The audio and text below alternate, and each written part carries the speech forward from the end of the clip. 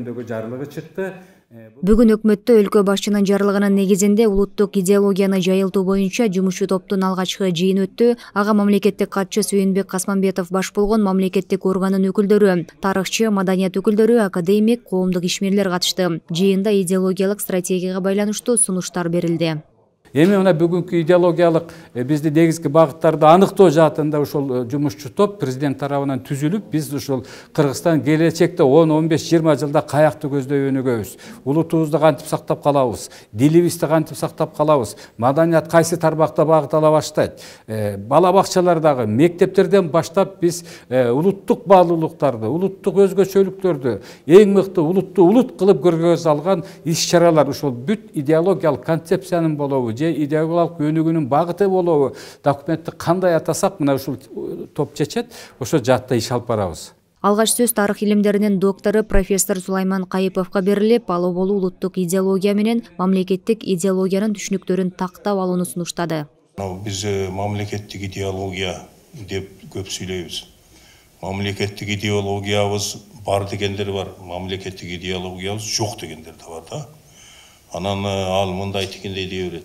Эми мамлекеттик идеологиябыз албетте бар да. Биз республика деген мамлекеттин тибинде жашап жатабыз. Республика деген конституция менен башкарылат. Ошол конституция мамлекеттин идеологиясы болуп эсептелет. Конституциядан башка андан дагы өтүп кеткен, андан да жогору болгон идеологиянын болушу мүмкүн эмес. Ошон үчүн мамлекеттик идеология ал биздин конституциябыз. Ал эми академик мурдагы мамлекеттик катчы Осмон Акун Ибраимов улуттук идеологиянын башаты бала бакча менен мектептерде башталарын айтып, өлкөгө технократиялык идеологияны киргизүү зарылдыгына токтолду. Ал буга Эстония жана Грузия мамлекетин мисал кылды. Менин оюмда ар кандай идеология, доктрина болобу, стратегия болобу, анын негизги түпкү максаты, башкы көздөгөн максаты коомду алдыга жылдырып, элдин турмушун оңдогонго, жакшыртканга жардам бере турган бир нерсе жасашыбыз керек да. Менин оюм ошол. Анан эми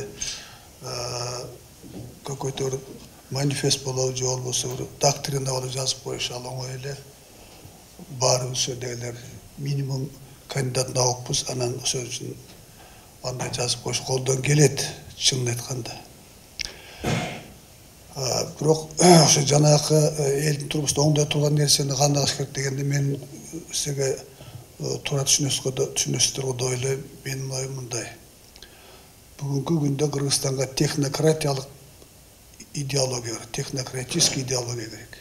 Ушул эле жыйында улуттук баалуулуктарды жээриген дагы бир агым бар экени айтылып, мындан улам улуттук идеологияны жайылтуу боюнча системдүү иш алып баруу сунуштар берилди. Өтө ыкчам, заманбап ойлонушубуз керек, анан элге сиңе турган идеологияны ошо алып чыгышыбыз керек деген мен ошо сунушум берем. Албетте биз ушунун баары келип туруп, бүгүнкү күнү биздин оорубуз кул мүнөздүктөн качан кутулабыз? Кул мүнөздүк бар бизде.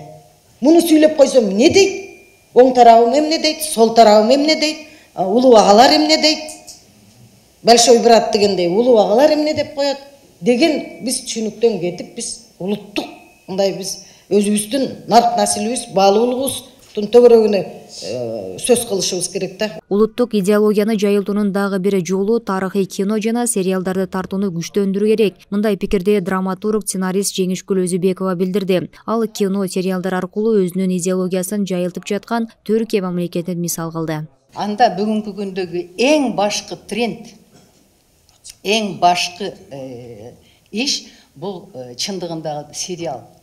Сериалды бүт дүйнө жүзүндө ушул именно улуттук иденттүүлүккө, улуттук иденттүүлүктүн аркасындагы мамлекеттик идеологиясын жайылтып атышат ушинтип.